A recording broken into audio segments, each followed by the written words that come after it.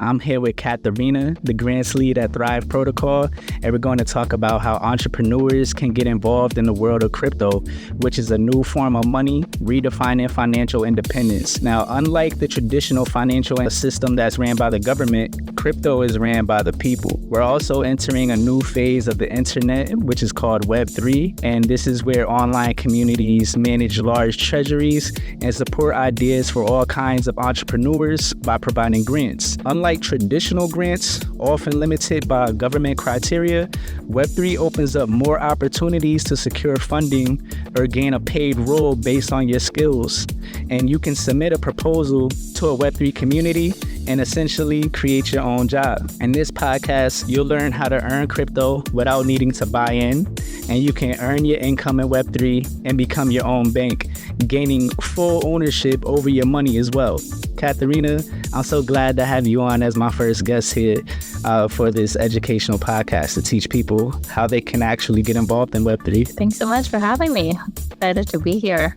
How did you first get involved in crypto and Web3? And what helped you overcome the stigma that's often associated with crypto, such as risks, scams, hacks? So what made you realize that Web3 offered real opportunities beyond just trading? Yeah, that's a good one.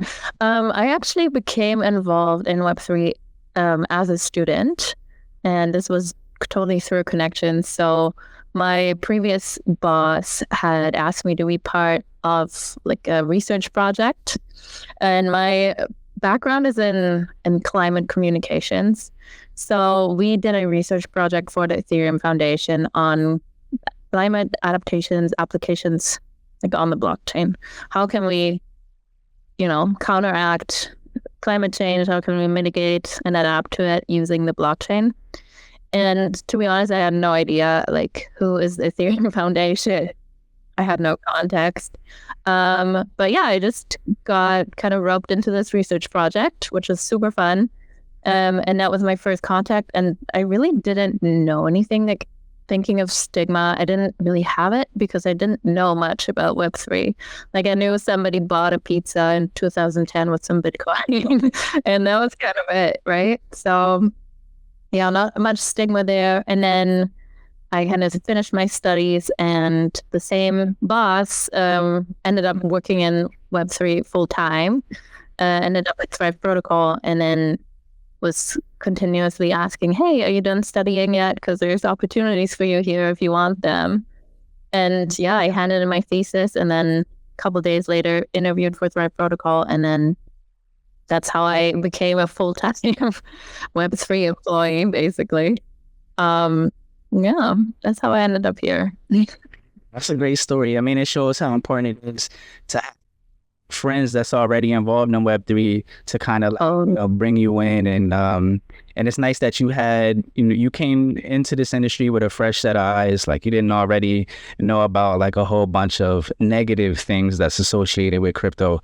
There's a ton of examples, like Mt. Gox, for an example, tons of hacks left and right, different protocols going on. But it's nice that for your experience, it was just straight up an educational, research paper that you had to put together. And so this boss, was this somebody that, was he, I just would like to know a little bit more about that relationship, how that came to be. When he introduced you to the space, was he was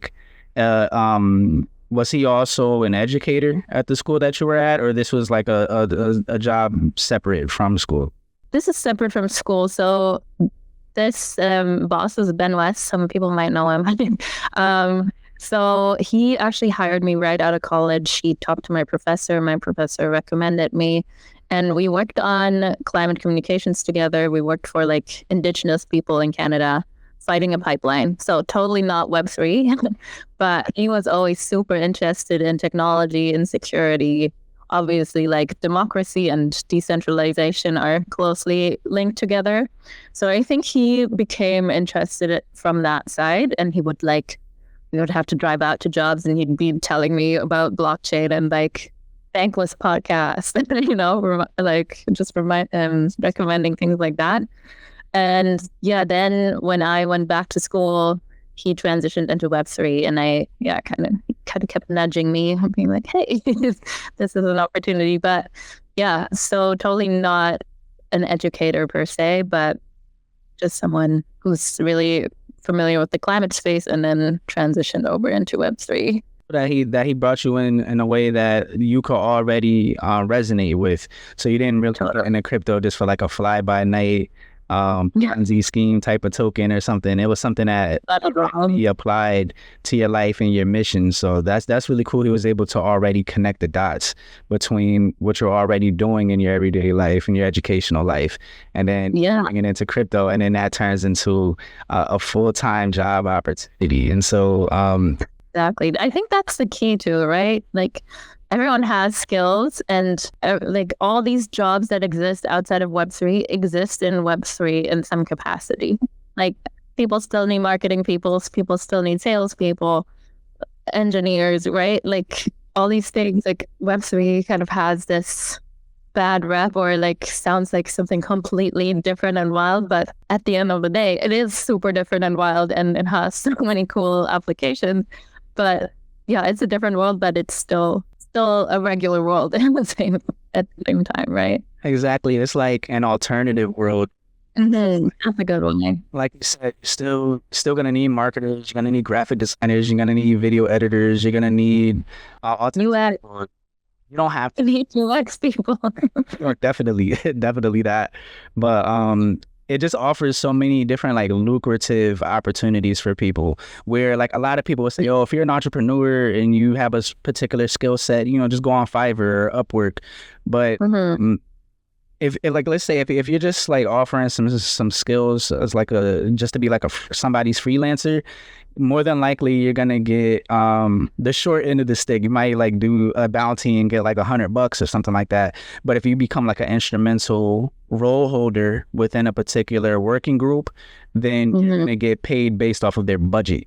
So if they have a large budget, you're gonna get paid way more doing video editing for a podcast that spun out of, let's say, Wildfire DAO. That was like the one of the best experiences of hosting a podcast, was when we partnered with Bankless DAO. And so it just gave me that opportunity. And then the people that was associated with that was a video editor, also got paid pretty nicely.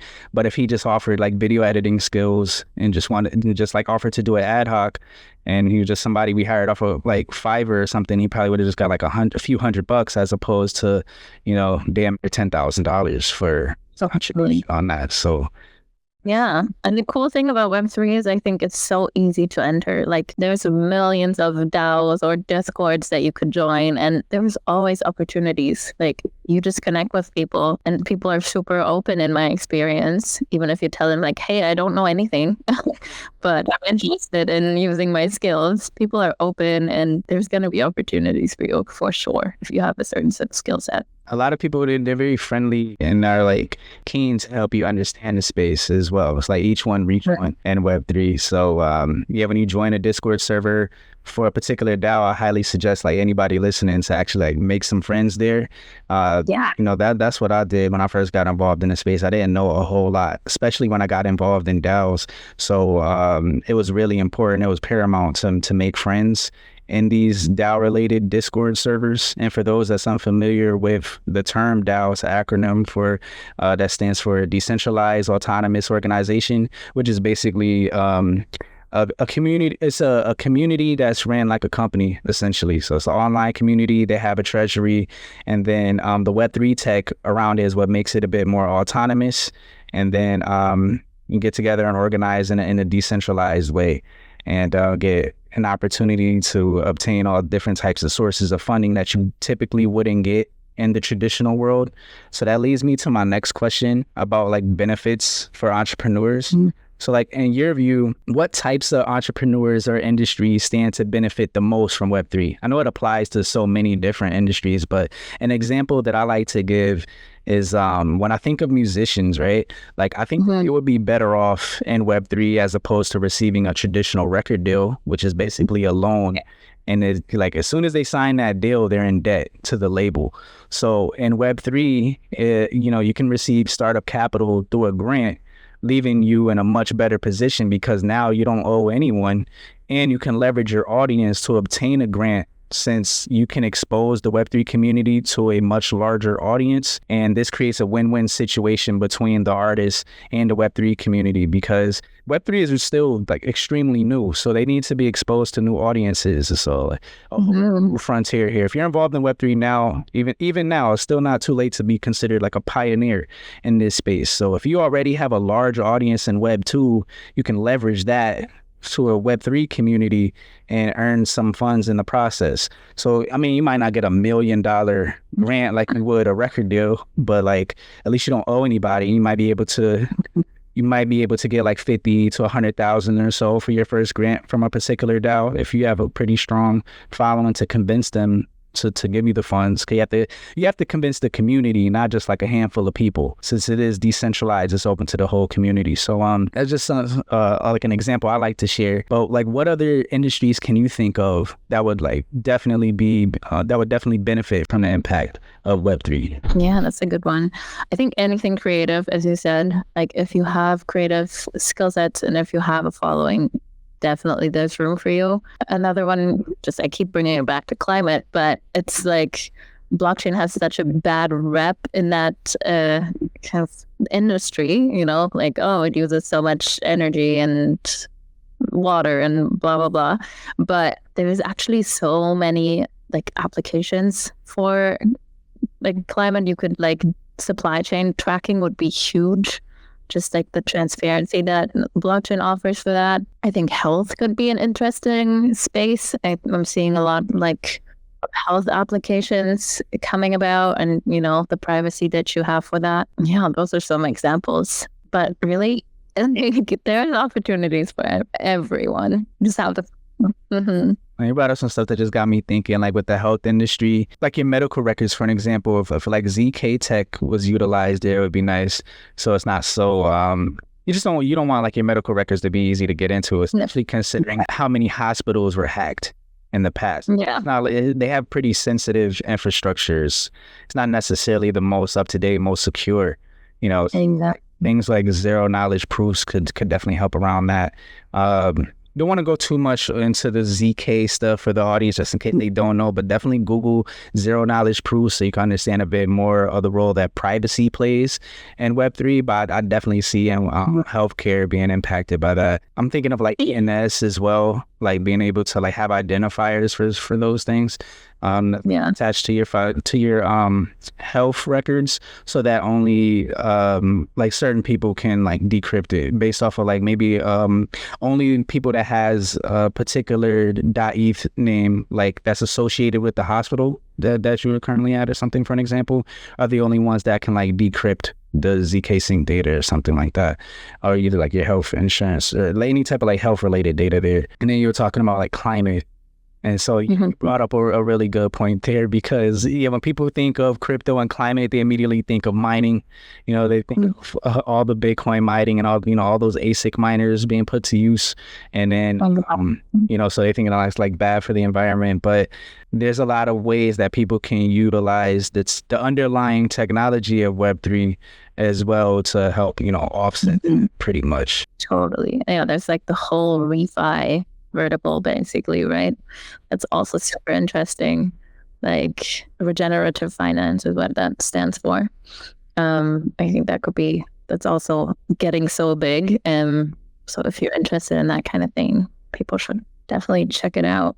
Definitely. And yeah, that's another niche in Web3. It's pretty a lot of the niches in Web3 would be considered small at this particular time, I would say. I think there's a lot to be said for like nonprofits, especially nonprofits that like might not have the best access to funding, maybe because they're like located somewhere remotely. There's like such good access to funding.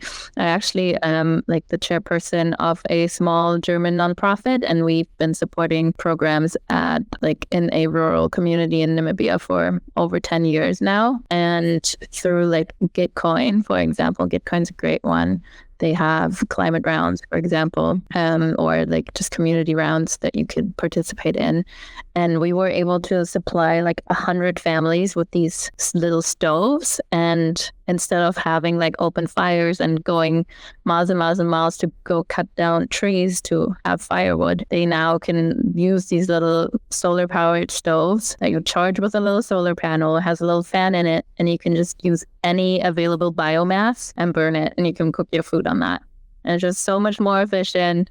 And like, I just discovered this opportunity and participated in one Gitcoin round, and it had like this huge impact on this small community. So that's awesome to me. There's other platforms like Giveth, for example, that you can put your project on and just collect donations. And I think a lot of nonprofit people don't know that this opportunity is out there. And it's just like this huge thing that they're not tapping into, even though it could really be worth it. Like, it made a huge difference for us. That's amazing. And like what you were explaining got me thinking about, as you were explaining nonprofits and, raising funds for public goods, it had me thinking about, charitable donations as well, like just in general. Exactly. And how Web3 could be used sort of like GoFundMe. But the difference between like a Web3 platform like Gitcoin or Giveth or just like even if you were to create your own smart contract, or you had somebody that had the technical skills to create a smart contract to handle accepting the donations, essentially you're able to accept the donations in real time as it goes to your wallet. Like as soon as like it's in your wallet, in your possession, as opposed to like I never had my firsthand experience with GoFundMe, but I assume that you don't receive the funds immediately. Like in traditional finance, the funds not immediately given to you. Like there's definitely a middleman involved. So what I love about crypto is that it removes the middleman. So like your donation is your donation. You can raise money for all different types of things out here. So, and totally different communities and just people. And for us, for example, if we make a bank transfer to Namibia, it might take like a week, but it might take 4 weeks because they like really, especially if you have larger amounts, they really like thoroughly look, which is good. But if you kind of are in a time crunch and you want to make those funds available locally immediately, you can totally do that. There is like services that will let you send it to a wallet, and then they can just go to like any Western Union, for example, and just cash that amount out immediate, and you don't have that long waiting period. So yeah, if you're doing any on the ground grassroots stuff, I definitely recommend looking into Web3 and the opportunities you got there.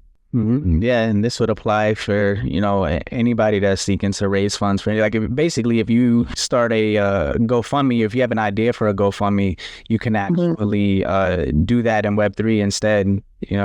So just in case that there was any pushback from doing it on GoFundMe, actually try to experience this for yourself in Web3, and get involved in a whole new ecosystem that way. Now, go ahead. One thing, I think the culture is so different too. Like in Web 2, people are just like bombarded with all these donation asks, like you kind of see pictures of sad children everywhere, and you're just constantly being asked for your money.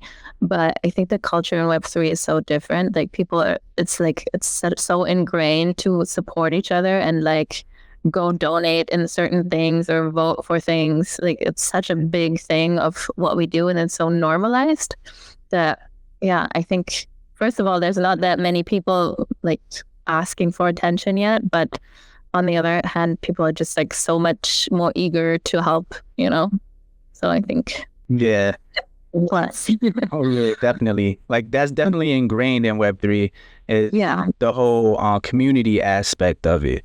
100%. Yeah, see, if it's founded on that, like even like Bitcoin's an open source project, so it literally like the only reason why it really came to be is because of the community really like building and iterating on top of it, especially Ethereum.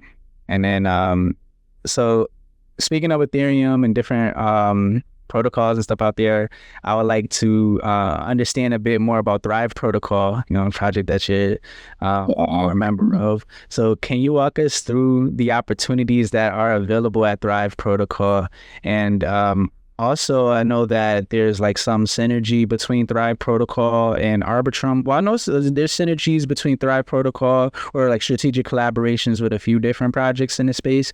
But can you also walk us through like what's the typical grant process for Arbitrum or any other community that Thrive Protocol is associated with for the people that's not familiar with how to submit a grant in Web3? You could like walk through that experience a little bit, but feel free to start off with the opportunities that are available at Thrive Protocol. Okay, yeah. Thrive Protocol is basically revolutionizing the Web3 grant space. So we connect with different ecosystems. So that would be different blockchains. So for example, right now, I'm the grants lead for Polygon and for Boba. So those are two different blockchains that we're connecting with. And these blockchains are interested in bringing new users on, right? That's what they care about. And they want to have infrastructure on their blockchains. So these, there are sometimes foundations or DAOs. They'll say, okay, we want to invest X sum and give it out to builders and support them in building that infrastructure on our blockchain. So that's Web3 grants for you. So what we do is we connect the builders to the blockchains with the grants opportunities, right? So we're trying to maximize the value that the ecosystem gets out of the builders, and then we're giving the builders all the opportunities across the different blockchains to expand on their projects and to get the funding that they need to, constantly improve their projects and try out new things and deploy on different chains or really build on one chain, depending on what they're interested in. And then we also have ways for just like regular people. You don't need any skill set. And it's actually a really cool way to kind of enter that space. So if you go to thriveprotocol.com, or let's pick one. Let's go to Thrive Boba, because right now we're actually accepting applications for that. I'll get into that in a little bit. But you will just go to thriveboba.com, and then you'll have this list of tasks that you can basically complete, and it'll give you a reward for doing that. So that might be like writing articles, for example. If you're a writer, you could write really cool in-depth articles about certain projects in the space, and we'll reward you for that. You could do video content. You could mint certain NFTs, depending on what's available. And it's a really easy way to try out these different things in Web3, and you're creating value and you'll get rewarded for that. Like, that's what we believe in. You do something useful and you get rewarded for that. So I definitely recommend checking it out. And then if you are a builder, right now we have applications open for Boba. So if you are in the DeFi, so decentralized finance, or gaming or generative AI space, we definitely would love for you to apply. And even if you are doing anything else that's a cool project, Boba is super open and flexible, and they would love to see your application. So I'm going to plug that. Yeah, that's Thrive. So many questions come to mind because like, understanding to the point. Like, I just like that you guys present a way to give out bounties and payments for people to complete simple tasks, even like writing an article. Like, like let's say, you don't understand crypto that much just yet, or you're not like heavily involved in Web3 just yet. That's perfectly fine if you're not already a member of a community. You can literally get your start on Thrive, like as far as like with the partnership with Boba or whatever type of bounties exist on Thrive Protocol. You can go ahead and do something simple like write an article. I know like a lot of people have that experience. You can at least do that. Or if there are any other simple bounties that you can do, like that could be your way to earn your first crypto. So like talk to your friends and family now that your story would be different than just I bought this meme token, or I bought into like whatever the major cryptos are. Like your story will be a bit more inspirational in this aspect. Exactly. And that kind of brings it back to it, right? Like whatever skill set you have, you can definitely monetize it and use it in Web3, like writing. even tweeting, like we will pay you for tweeting about certain things and giving your opinion about certain things. Yeah. It's literally all you need is a wallet. If you can spin up a wallet, and that's pretty simple to do, all you need to do is Google how to do that and connect it to Thrive protocol. You're good. All right, guys.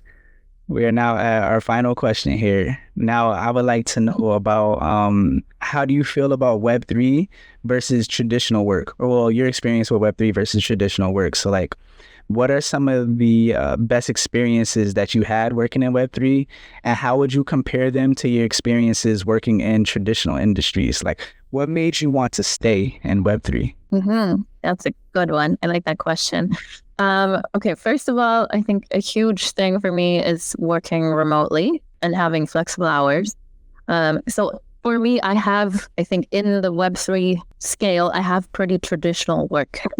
I would say like I have flexible hours, but I work like around 40 hours a week, sometimes more.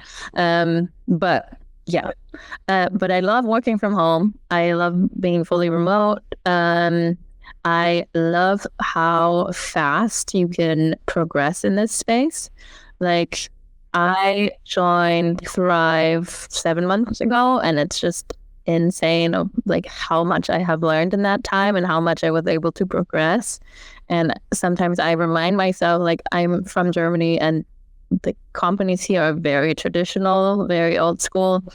Onboarding there takes like 6 to 12 to 18 months. That's their onboarding period.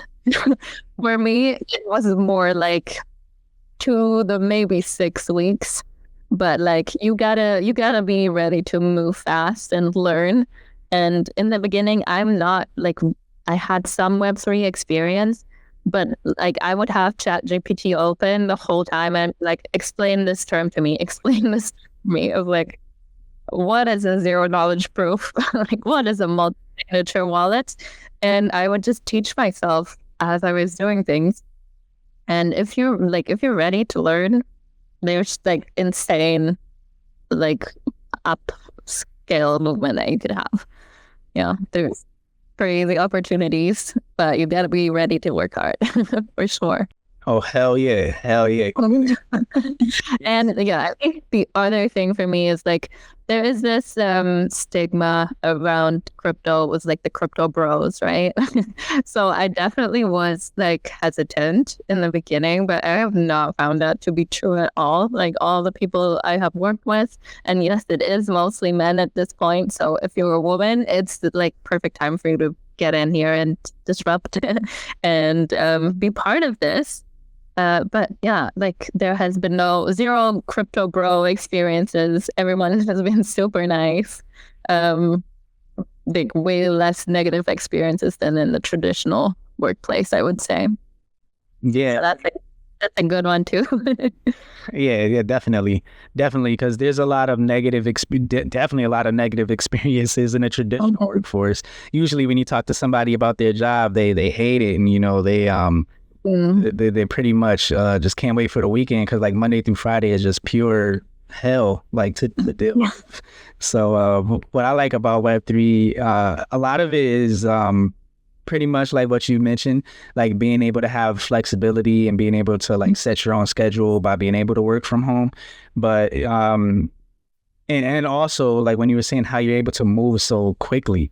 Yeah. Web3. I mean, when I first got involved in Bankless DAO, that was November of 2021. And then in January, me and another member of the DAO, his name is NF Thinker, we started charging to host AMAs on behalf of Bankless DAO. So I was only there for like 2 months, and now I'm able to like experience some financial freedom by being able to host these different AMA episodes. And that was just 2 months into the DAO.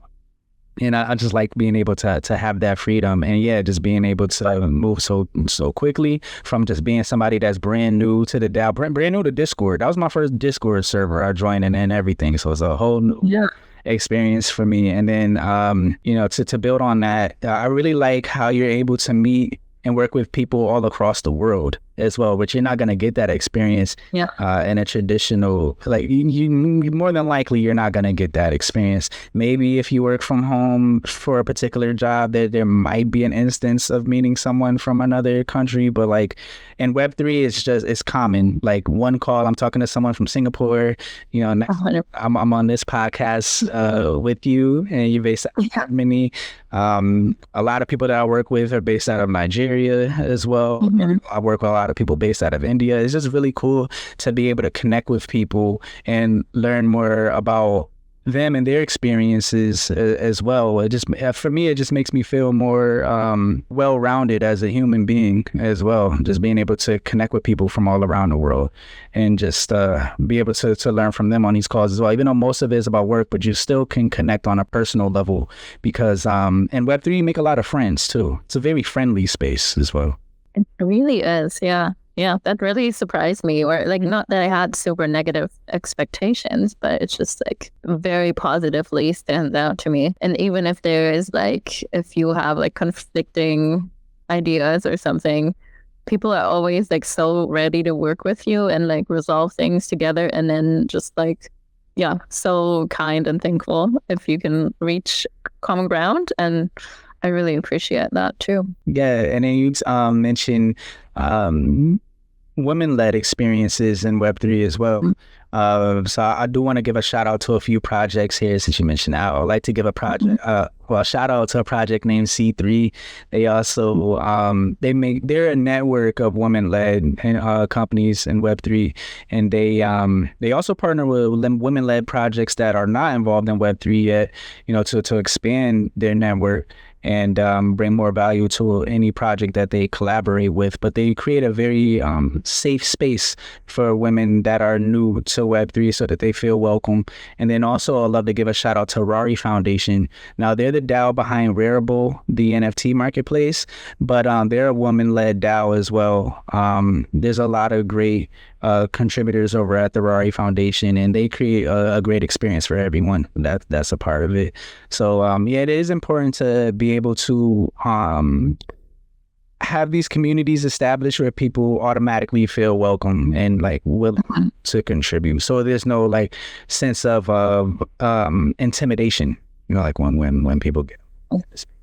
Yeah. And the cool thing is we actually were able to fund some of the work that C3 does through the Thrive protocol. So yeah, it's been awesome seeing them doing their stuff for sure. Yeah. I feel like there's a niche for everyone. Like I love the women-led groups and connecting that way because really there isn't so many of us yet, but there will be, I'm sure of it. Definitely, because it has to happen. Like when I look at cryptocurrency, I look at it as it's for everyone. Like crypto for everyone. It's not like only for a certain group of people. Although like when it first started, it still like it was created in mind to like it was created in mind to like be able to benefit everyone. Like with Bitcoin, it allows anyone across the world to transact. How I want to put that? I was gonna say transact freely, but there are network fees. But there's nothing stopping you from being able to send any amount of Bitcoin to any other wallet across the world, no matter what that amount is. So I just like how it just completely removes the middleman from the transaction itself. And then, but like the initial communities that were involved with Bitcoin, and sometimes I'll be like, damn, what was I doing in 2009? Like why wasn't I interested in this yet? Yeah, I know it like to be involved in it that early, you got to really be into cryptography. Like the people that were into cryptography, like a part of that cypherpunk movement, that was like the first community that created crypto and embraced it. And then communities like the Libertarian Political Party, for an example, they also took well to Bitcoin, and that was another community, a part of it. But I feel like every single community, every single subcategory that you could possibly think of in existence would benefit from cryptocurrency because it's a alternative financial system. And with this alternative financial system, it can impact, whatever type of company, organization, community that you represent, it could be impacted by crypto, because like money is money at the end of the day. But like a quote that I like by Robert Kiyosaki is when he said that, you know, like fiat currency, that's basically the government's money, like it's government printed money. And then you have gold and commodities like silver and copper and whatnot, and that's God's money. So, that's how you put it. And then you have cryptocurrency, and that's the people's money. And so I just think that it's really cool that there's a financial system that's actually led by the people. It's a complete flip of what we're like used to with fiat currency. So it's just very refreshing. And even though that there's a lot of negative things going on in the world, when I think of new technology like this, it definitely makes the future look much brighter. Yeah, I would second that. So that pretty much brings us to the end of the episode. Is there anything that you would like to share with the audience before we close out? No, I'd just like to thank you for having me. It's been super fun. I recommend checking out Thrive Protocol. I don't know when this episode is going up, but I'm sure Thrive Boba applications will be open still. So if you're a builder, definitely check that out. Yeah, and you can find me on Twitter if you'd like. My handle is Savannah Stork. Gotcha. SANNASTORK. Gotcha. I'm gonna make sure that your Twitter is presented in the video. So I got you. Any other socials, or just highlighting Twitter for now? I think that's mostly me. That's why I hang out these days. I guess that's what you gotta be ready for if you join Web3. Add any other account you want to be in on the stuff. Hell yeah. And also making a Discord is important. Is there a Thrive Protocol Discord that people can? Yes. Join that as well.